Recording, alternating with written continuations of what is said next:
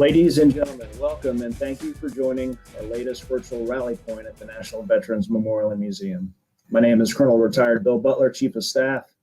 On behalf of our President and CEO, Lieutenant General Retired Mike Ferreter, welcome. As everyone,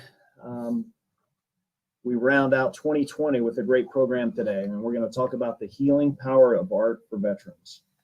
So joining us today are Mary Whyte, acclaimed watercolor artist who brought her national traveling exhibition, We the People, Portraits of Veterans in America, to the museum this fall, and Miss Heather Seymour, founder of the Veterans Art Initiative right here out of the Columbus, VA.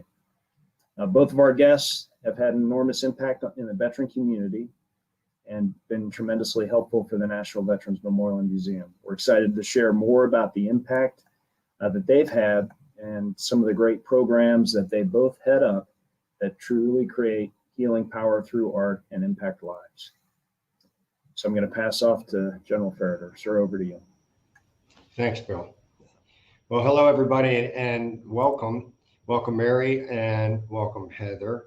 I'm Lieutenant General Mike Ferreter, as Bill just said, U.S. Army retired, and the President and CEO here at the National Veterans Memorial and Museum.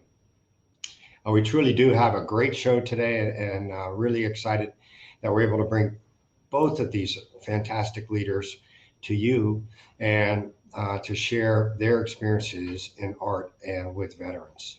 So we'll start with Mary. And the format, everyone, is there'll be questions and answers, and you can send questions over the Facebook if you want, and we'll get after those as well.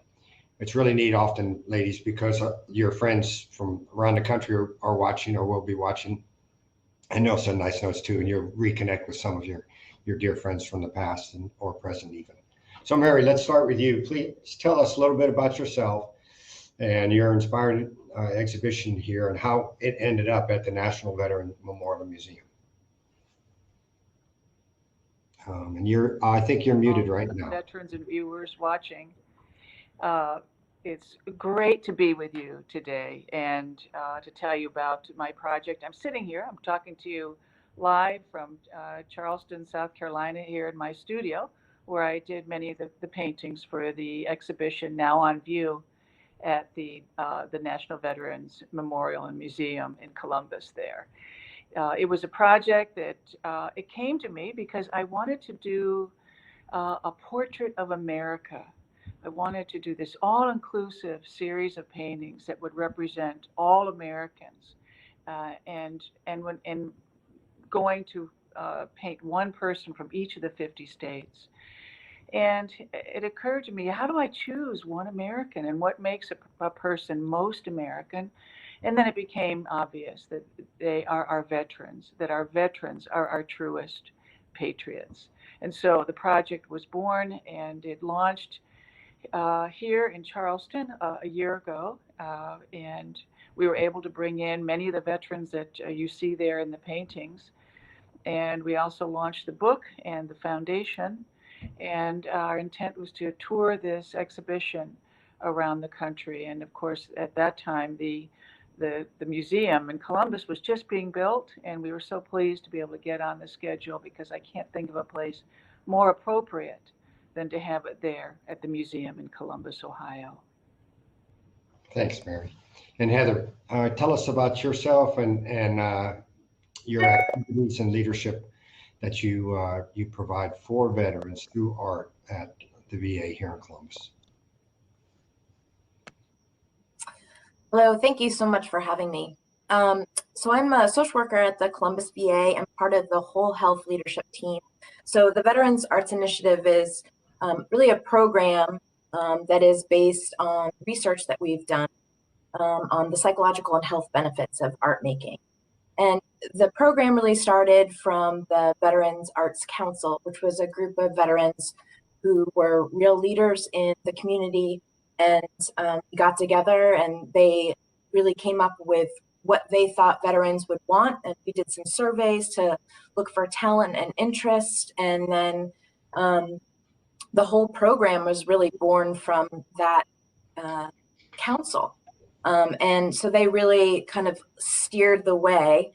And luckily the Columbus leadership were amazingly helpful and cheerleaded and offered support and developed a whole position for myself as the creative arts coordinator.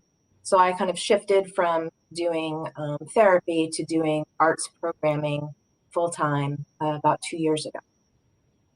That's amazing. And did you have an arts background as well as the social working background, or how did those come together? Yeah, so I come from a family of artists. My father's a psychologist and a writer, and a pianist, and my mom is she's a writer and a weaver. And actually, the real story of how I kind of came to this really started in the 90s when my mom was hit by a car and sustained a traumatic brain injury, and started having some real issues with executive functioning. And I didn't really realize, none of us really realized how much she held everything in until much later when I was in graduate school and I was learning about the neurobiology of resiliency and traumatic brain injury. And I was working at the VA in Boston. And it's opened up this conversation. And for the first time, I realized that my mom was saying, you know, the only time that I really truly feel like my true self is when I'm making art, because I don't have any of these disabilities that have impacted. So with that, it kind of started a real passion. That was kind of the aha moment of seeing how my mom was able to really be resilient in her own life through art. That's great. That's a great story. Thanks for sharing that with us. Each of you so unique in a desire to bring this art capability, this healing nature of things to people that you don't know necessarily. That you don't know who's going to walk in the door next, or Mary, you didn't know who the person really was going to be as you selected them. So Mary, you're not a veteran. So what was your connection to veterans, and then why did this project become so important to you? No, General, you're right. I am not a veteran, though both of my parents served during World War II. They were both in the Red Cross. Again, I'm probably the last person to in some ways to have done this project because I'm not a veteran. But in many ways, I represent the other 99% of the country of people that have benefited and from those who have fought to uphold the freedoms that we enjoy. Thanks. So it just seemed a natural fit for me that I wanted to do this portrait of real, honest, contemporary American people. And I wanted to be the very best of us as Americans. And that had to be our veterans. There are a lot of narratives, pictures, and sometimes a running discourse on who the American veteran is, Mary. Where did you have an aha moment in this where you started to figure out what it was to be a veteran? More over than just a former soldier or former Marine or former Navy or Coast Guard Air Force person, but suddenly in your art and through your art, you're particular. You project a dynamic nature, a human nature from in your watercolors. But so when did it say, wait a minute, this is not about taking a photo snapshot of someone who served formerly. Right. I think that, many Americans have a stereotype photo in their mind of what a veteran looks like and who they are. And as I was traveling across the country doing this project and meeting so many different veterans and hearing their stories, I was struck with the great diversity of our veterans. I mean, they do come, like all of America, they come from all walks of life, all backgrounds, and all had different stories of how they were raised and how they ended up in the military and why they went. And someone asked me, Mary, what was there with all this diversity? Was there anything that they all had in common? And I would have to say yes, that there was one thing, and that was this overriding sense of duty, this feeling of wanting to do something that was greater than self, and that was to serve in our communities and to certainly to serve our country. Well, that's amazing. I'm so glad to hear it. Often, I believe that that sense of duty and that strong desire, I often say, we veterans are like a Labrador with a tennis ball. We can't help ourselves. If you throw the ball, the dog will go get it. And if you have a veteran, they've really, they, he, she really want to make a difference still. And it's a disconnectedness to that clear purpose and mission and camaraderie and team that causes a lot of stress in the veteran world. So, Heather, you're a part of this research team, and you look at the actual health benefits of art making. What have you discovered in that, and kind of in relation to what Mary and I just talked about, this sense of duty and whether it's absent or waiting to launch again. Yeah, I'm so lucky to be surrounded at the VA with people who are so gifted and passionate about creating innovative ways to help veterans and to serve our nation's heroes in different ways, and to really create a cultural transformation and come up with different ways. So the research team that I'm part of, Raquel Tobian and Dr. Laren Conklin, and I, back in 2017, we had our first randomized control study. And the art class was created by Nicole Monahan, who was a CCAD professor at the time. And she really created this workshop. It was an experimental drawing workshop that ran over the course of 5 weeks. And we were looking at how this 5-week workshop could impact veterans' anxiety, depression, quality of life, social connectiveness, and pain. And we were also looking at cortisol. So we're doing saliva samples.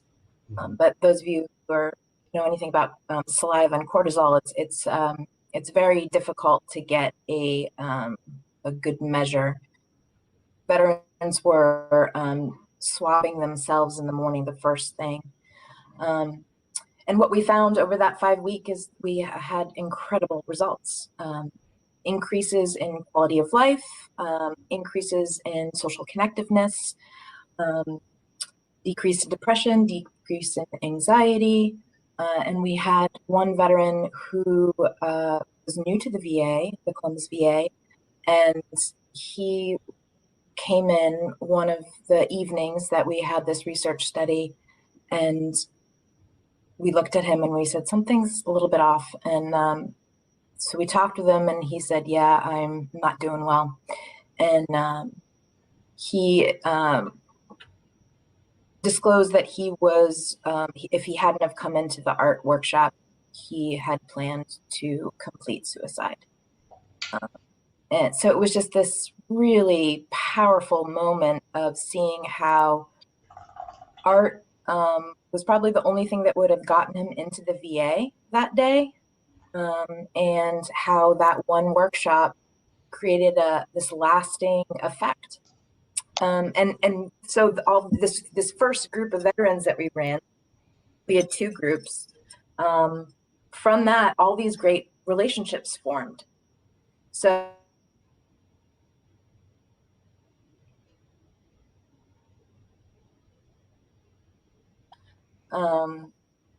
and then so from that one research study, we decided to look at specifically veterans who were at risk of suicides, who were had a bunch of different factors that may potentially made them vulnerable to increase depression and suicidal ideation. And in the preliminary results for that was also significant improvements in depression, anxiety, social connectedness. And again, some of those relationships have continued. It's really hard to capture everything with science unless you're doing a 27-year, 30-year research study to look at the longitudinal effects of these relationships. And that's what were, I think, the most impactful were these friendships and referrals for the first time to behavioral health or to recovery services because of coming in and making art. Thanks. So, Mary, as we just described, as Heather just described, you can see the effect on the veterans when they get to do the arts. What effect did you see on those with whom you worked? How did the interaction that you had with them and art affect their life? It was really profound what I observed, and I had hoped that this exhibition would touch the public and veterans, but I have to say I was overwhelmed with the response that the veterans and their families came from all over the country, and even though that particular painting that they were standing in front of, it wasn't them, but they said to me, Mary, thank you for painting my life and for acknowledging me and my contribution. So I think it was really powerful, and for a lot of that, I have to thank for inspiring me to start the Patriot Art Foundation. That's fantastic. So, just to build on that a little bit, none of the portraits look like these men and women are shrinking violets. They look like they know who they are. Was that a journey in some cases for those? Did they start somewhere else and end up as portrayed, or what did you find? They all had different stories, and I knew that when the public would come to look at these paintings that they probably would not recognize the individual. They wouldn't know who that particular person is. But my hope is that they would recognize the emotion of it. And so part of my endeavor in this whole series of 50 paintings was to show this range of emotions, not saying that how I portrayed that person was the exact final analysis of their personality, but it was a moment, a real human moment that they had that other people could respond to. And it was interesting for me to hear these stories from these veterans at how serving in the military. I mean, because I asked them what was the best thing about serving in the military and what was the worst thing about serving in the military. But I would say that almost all of them said to me that serving in the military made them a better person. Very cool. So here's the question for each of you. So I'm out there in Facebook land watching this thinking, I can barely draw a stick man. So we're gonna talk about some of the future work that each of you have in store for those. But let me ask Mary first, and then Heather will come to you. But how do you start with someone and start teaching them to be an artist? So Mary, well, how does that work? That's always an interesting question, because you can't just sit a child down at a piano and say, express yourself, because you can imagine what the results would be.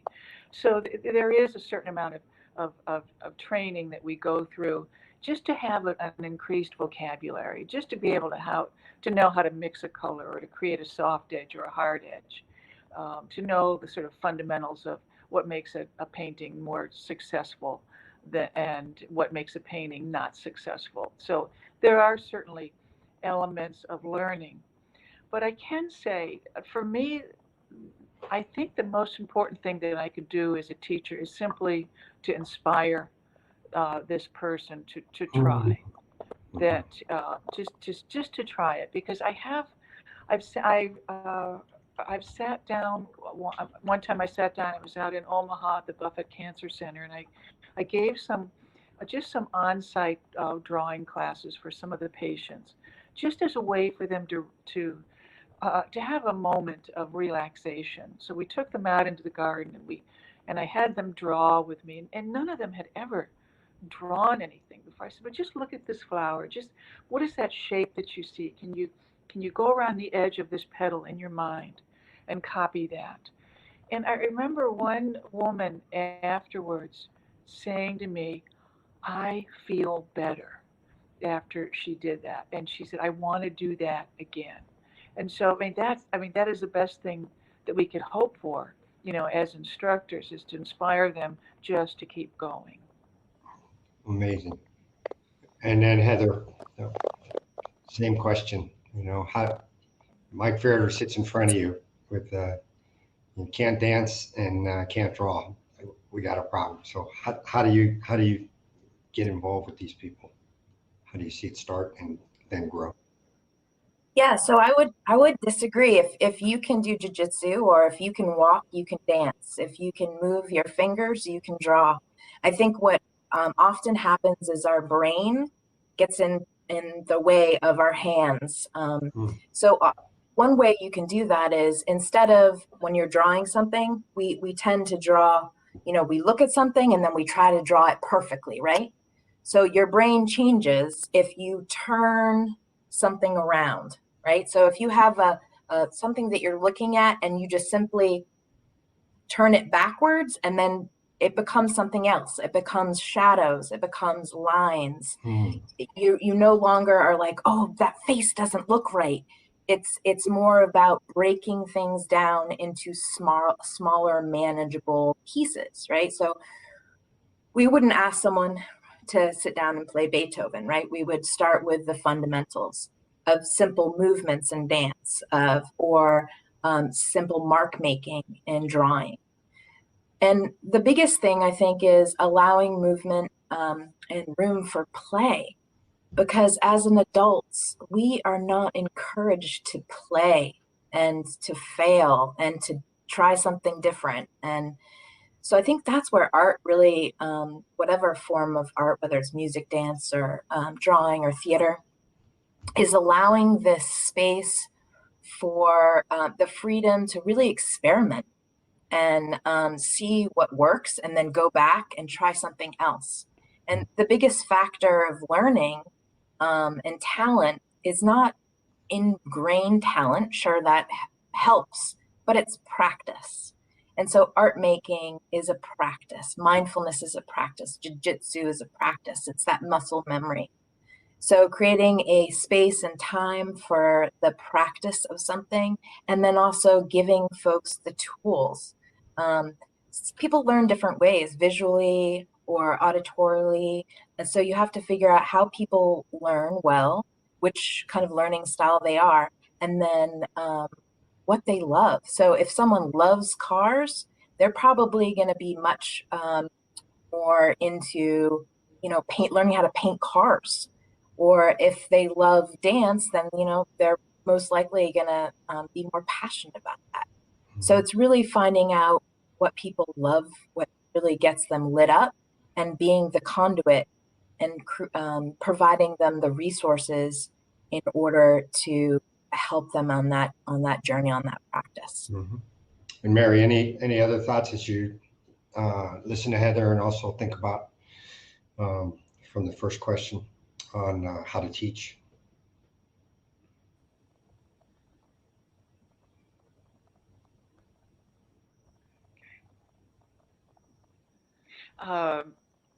Yes, I certainly agree with Heather and what you've said, Heather, that it's really just a matter of practice. And I've had so many students say, I can't draw, I don't know how to do this. And it's just sitting down and doing it and learning. It's really learning how to see and identifying your emotions, and just having the courage to sit down and to try it. I think that's the first step. Excellent. I just let everybody know that people are watching from the United Kingdom. Old friends of yours are reaching out to us. Um, Mike says, very excited to see Mary's wonderful exhibition. We had the opportunity to work with the VA and see the great programs thrive there. And then they worked with Heather from there with the Lima company. And Tiffany, thanks, Jinx. And Tiffany said, if you need to contact Mary, Sharon Crawford is a POC, and we can get that posted as well. I always found it interesting. So I've been involved in the Veteran Golfers Association and Links to Freedom, which is for Wounded Warrior Golf, and Down the Stretch Ranch, which is in Spokane, Washington, and of course, Gracie Jiu-Jitsu and Jiu-Jitsu. And it always seems almost the most vexing thing causes you to be able to totally focus and feel that you're accomplishing things. How would you remark about art in that regard? And Mary, I'll start with you first. Understand your question. It's how does it enable you to focus? Sure. It's an amazing thing that you focus in a different way. That I'm sure Heather could talk to this better than I can. But the idea that when you're looking at an apple, it's really largely the left side of the cognitive side of the brain is engaged right then. But then when you're drawing that apple, it's the other side of the brain that becomes engaged. And it's this total immersion. And I can tell you for myself, when if I were to walk through that exhibition, I could say, yes, I that's absolutely my painting, and this is why I painted it, and this is who the painting's of, and this is what I intended the viewer to get out of the painting and to feel. But I don't actually remember painting it. Oh, wow. That I don't remember actually painting the paintings. So it is this whole sort of deep dive in. It's a wonderful feeling. Amazing. What do you think, Heather, about that? Oh, I love that.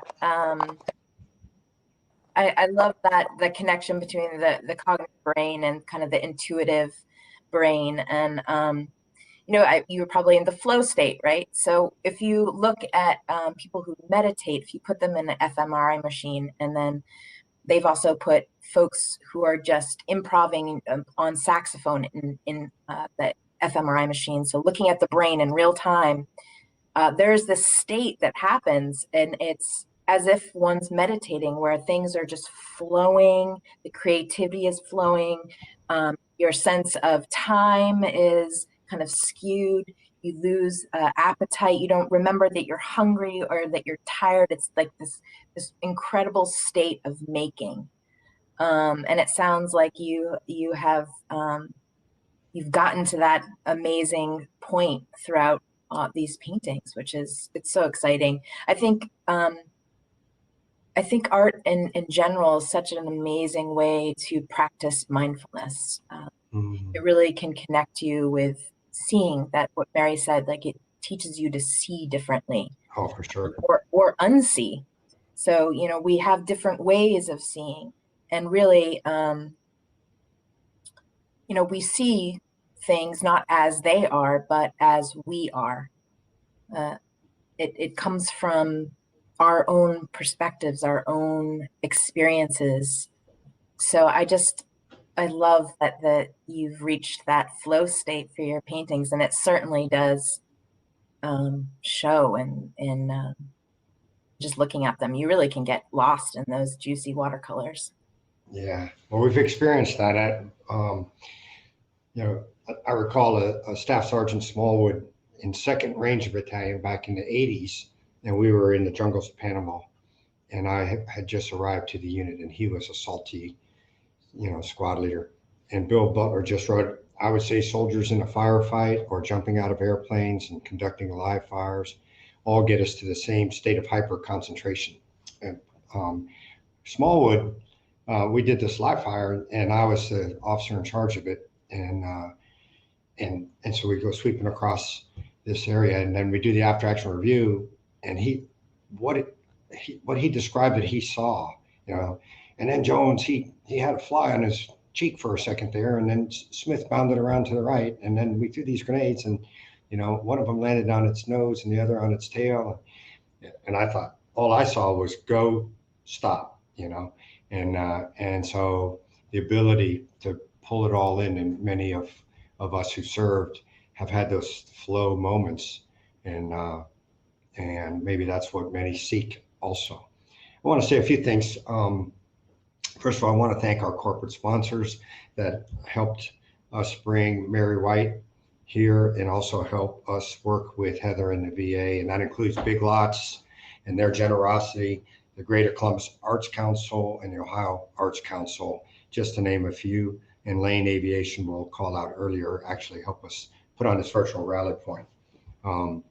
Without it, we couldn't do it. And we often remind everyone that we are a National Veterans Memorial and Museum, and signed into law by the president, but we get no federal funds and no state funds and no other funds. So it's the hard work of my staff and the generosity of everyone out there. So join as a member, come and see us, continue to come to these virtual events, and continue to make a difference in people's lives. Well, we're going to look ahead now a little bit. And so the rearview mirror and what we did is always awesome, but let's talk about where you're taking things. And so, Mary, you founded the Patriot Art Foundation about the same time you launched this, you told us at the beginning. So what's its mission, and where do you want to go with that? Yes, we founded the Patriot Art Foundation a year ago as a result of this exhibition, and it's our mission is telling veterans' stories through art. And that we're telling their stories, and we're allowing, my goal is to have veterans tell their own stories through online art education that we're starting to build right now. Fantastic. So that will enable veterans from their home to be able to do art, that if they're unable to get to a local VA or to a local art center to do art, they can still have these online courses accessible to them at home. And we're also working with our partner here, of course, the Citadel in Charleston Military College here, that we're working with them to also create some courses for their cadets there to be able to reach out in the community and engage students as well, to have them learn about heroism and leadership, and to connect better with our veterans. Fantastic. And just if you could comment on what you have in store to come here to the National Veterans Memorial Museum, as well as that online. Yes, we're going to be coming of course, to Columbus in March. We'll be doing some classes there for veterans and as well as for the public. So I'm really looking forward to that, to have that, particularly that we hope with COVID will be kind to us and exit. We'd like to have some, one-on-one, hands-on opportunities for classes with veterans there in Columbus, Ohio. Very cool. I predict success on that one also. And Heather, as you look forward to, from now, really 2021 is just going to be a great year as we partner with you and work with you, but also watch your programs flourish and thrive. So tell the audience a little bit about what's coming up. So we're offering workshops virtually. We have one that's coming up in next week, which is a collage workshop. We'll have a bunch of those throughout the year. We have a poetry workshop with a physician who is also a creative writer teacher, and she's amazing. The things that she pulls out of folks in such a gentle, human way, but she's fantastic. Beth Weinstock is her name. Okay. So we'll have a lot of those going on. We have a show at the Greater Columbus Arts Council Gallery going up in March. We'll have the Ohio State Fair exhibit, which will be our second year. There's the National VA Creative Arts Contest, which they've extended until submissions until October of 21. Mhm. So it's a very long submission process, which is great because it means that we will have so many submissions, and that's not just visual arts, but that's theater, music, dance, and that's nationwide. And then we have a Tandy Leather virtual workshop we're working on. I mean, literally every week something gets added to the calendar. It's just been amazing how, one workshop turns into 6 workshops and 4 different community partnerships. So we have a lot of different community partnerships we're working on with arts nonprofits, including Creative Vets. And Challenge America is starting a collaboration with the VA with music therapy. So they're starting to run virtual music therapy classes. So there's more to come with that. That's nationwide. Although we are here in Columbus, we have reach all over the country through these networks of music therapists, art therapists, and dance therapists, and the whole health teams. So there's lots to be done, and growing it to make sure that every single veteran, whether they are in the most rural parts of America or in downtown some city, they all have the same unique opportunities to make art with other folks. And unfortunately, COVID really fast forwarded this process. So fortunately and unfortunately, but we at the VA have certainly pivoted quickly to meet the demands. Yeah, let me do a shout out to Colonel Retired Vivian Hudson there, who is the director of the Columbus, Ohio VA, really central Ohio or central USA, central universe. She does it all, and her energy and enthusiasm and optimism is what fuels great people like Heather. And so probably the VA is not perfect everywhere or anywhere, but I can tell you that the one here really has the right approach to taking care of people and caring for veterans. And Heather, thanks to you and all of your colleagues over there that really understand their mission is all about veterans. So Mary, I'm going to switch back to you again and just ask you, we the people, you spent 7 years traveling around a motorhome. I've chronicled that in your book, and the title, We the People, as you've had time to, as many of the youngsters around here say, marinate in the thought, then what does that mean to you now that you've been a part of this project? Well, of course, the title alludes to one of our country's greatest documents about the principles on which we were founded. And of course, the title, We the People, is meant to have this all-inclusive sense to it, that this is all about all of us. This includes all of us here. So and this became especially apparent to me after I finished this, and this went up, and I saw how many different kinds of people from so many different backgrounds came to come see this exhibition. Excellent. That's really something. And one of your friends in the UK says that she cannot wait to see it when it gets over there for the IWW or something. IWM in 2021 in the UK. So we're reaching out and as well. And Heather, to your point, we feel the same way here at the National Veterans Memorial Museum. Even the fact that we're doing this right now, and we have a guest in the United Kingdom and Ranger buddies down in Georgia, and people, shipmates signing in there.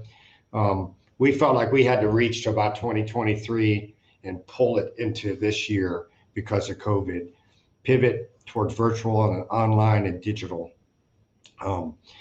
So can you envision a digital or digitized virtual exhibit hall at the NVMM with many of these pieces of art so that those out there who are listening can learn to paint, can learn to create, and then have it posted, and then they can tell mom, dad, sister, brother across the country, hey, go to the NVMM online and you'll see not only my artwork, but many others. And then it can be cataloged in a variety of topics as well. But how would you see that working out? Yeah, I mean, your space there is just so gorgeous, and I think that could happen pretty quickly. We have so many artists, not just here in Columbus, but nationwide through this whole network of creative arts contest winners. And the director of that National Creative Arts Contest is lovely. So I can really see a few different things, maybe different themes, maybe ongoing shows, or I think that the fact that things are virtual really opens up the ability to have more shows, really, if they're based on images. So I am thrilled at that idea, and would love to start making that a priority for the next few months of how does that work. Okay, great. Yeah, I think we can find a yes out there on that one too. So Mary, the question always is, which is your favorite of those portraits and why? Question quite often, which of the paintings is my favorite, and there's several of them are favorites simply because as an artist I was able to tackle something and accomplish something that I'd never done before, such as a different, like painting the light within a coal mine, or painting the sense of a wave coming over the boat with the lobstermen. So those are sort of favorites because they were especially engaging to me. But others are favorites because of friendships that ensued from these paintings. In particular, the one of the main woman sitting on the bow of the boat, Jody, was wonderful because become a very good friend of mine. And Dennis, who was homeless at the time when I went out to California to paint him, in excuse me, in his camp up in the woods in California.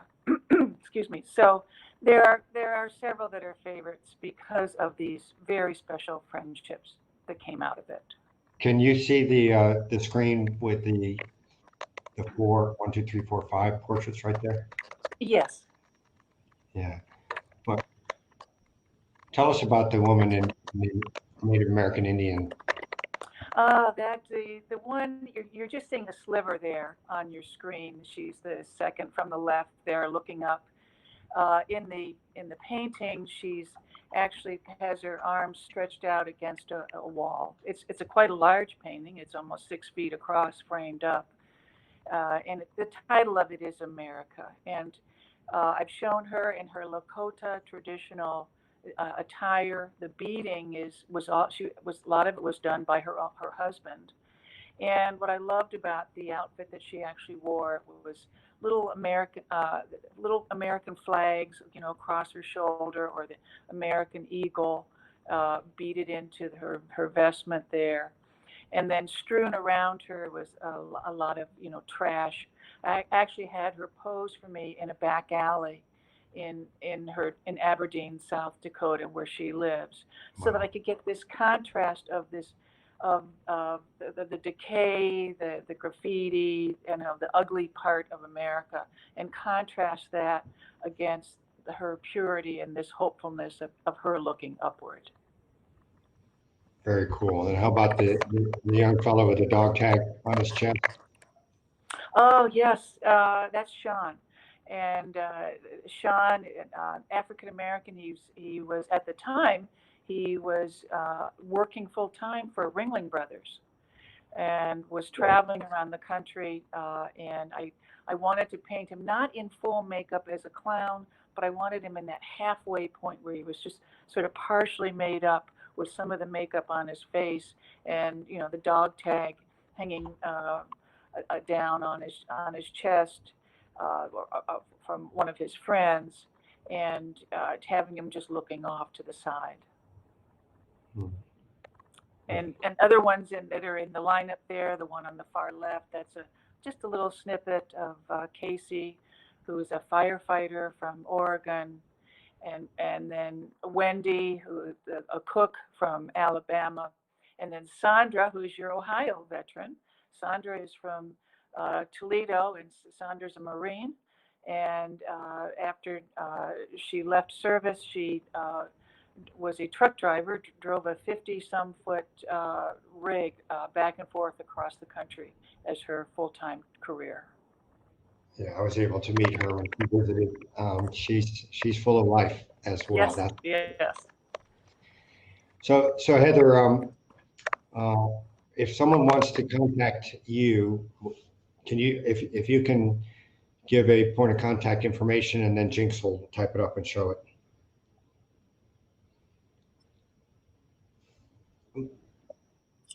For me? For cut out. Okay.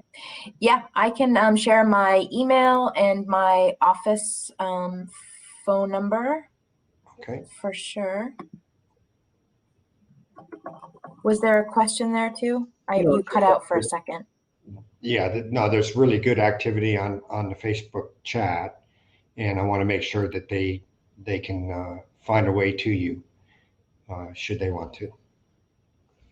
I wonder if they could put in rally point as a subject line, so it doesn't get buried.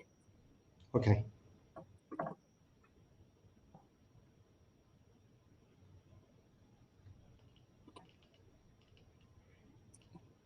So Mary, tell me, as we get ready to wrap up here, in 2021, if the year goes the way you want it to, what will be the highlights for you?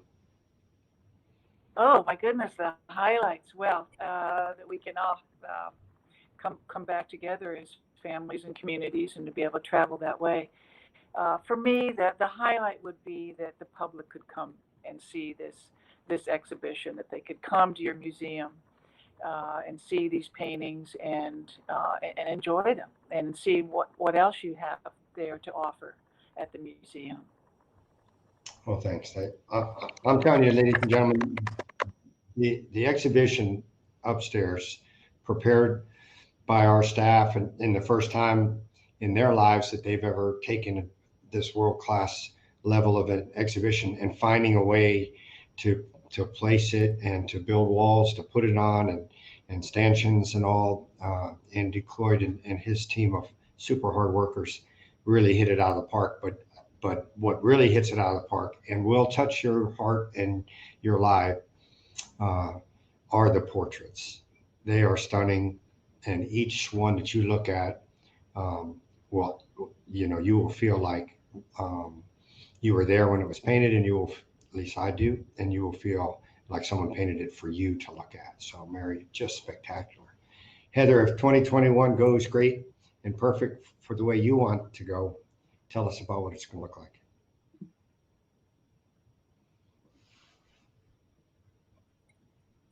You cut out a little bit, but I think the question was, if 2021 goes great, what do I look forward to most? Yes. A show at the National Veterans Memorial Museum.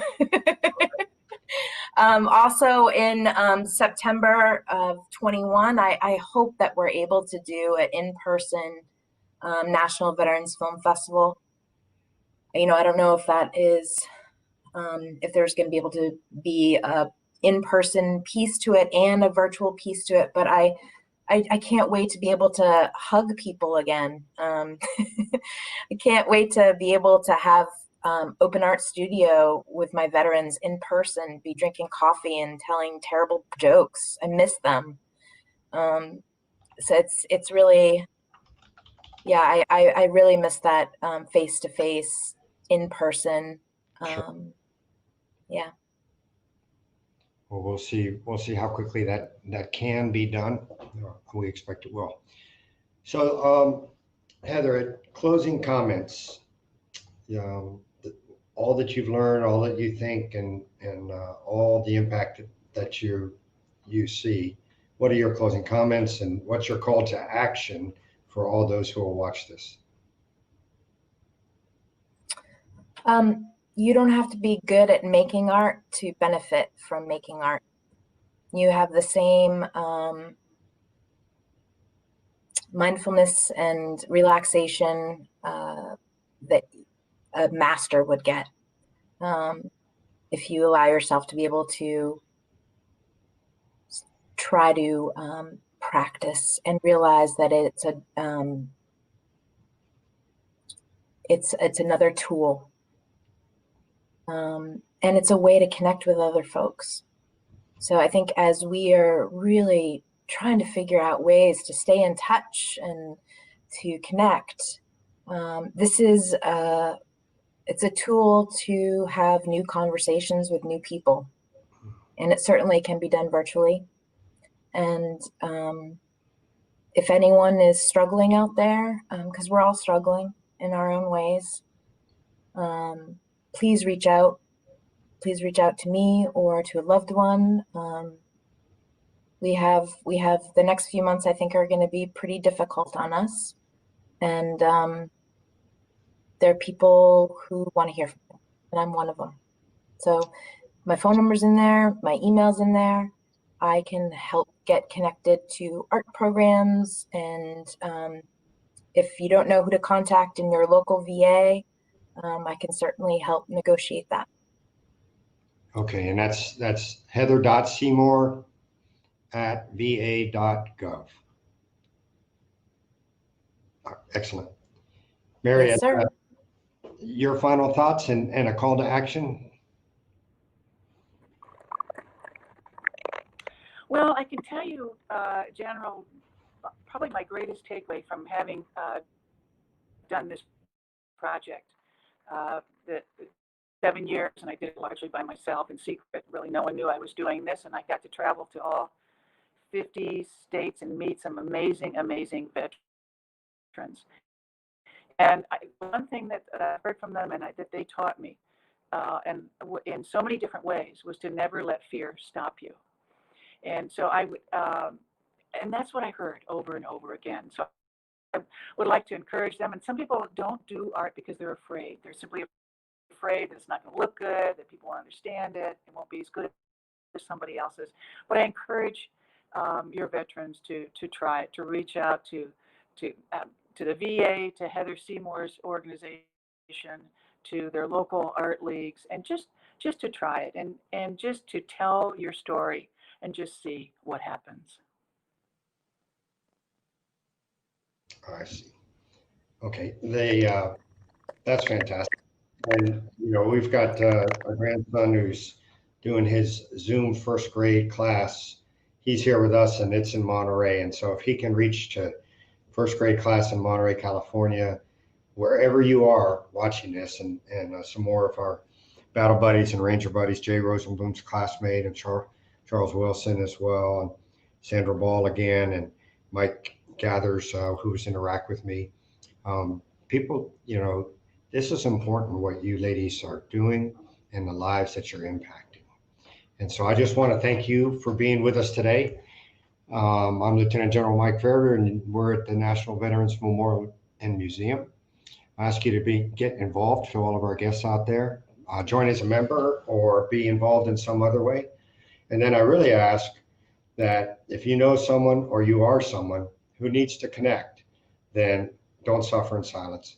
Reach out to us, reach out to me, reach out to Heather, and find someone. Get involved in things like art, things like Veteran Golfers Association or local Brazilian Jiu-Jitsu chapter, or go for a walk, and then and connect with those who are important in your life as well. I'm going to pass over now with one final thanks to Mary Whyte and to Heather Seymour. You've graced us and touched lives again. So thank you so much. And with that, I'll hand over to Colonel Retired Bill Butler, our Chief of Staff, and the Director and Coordinator of this orchestra. Thanks, Bill. Sure, thank you. And Mary and Heather, thank you for a great event today. It really helped us in 2020 with our final rally point, and we ended on a great high note.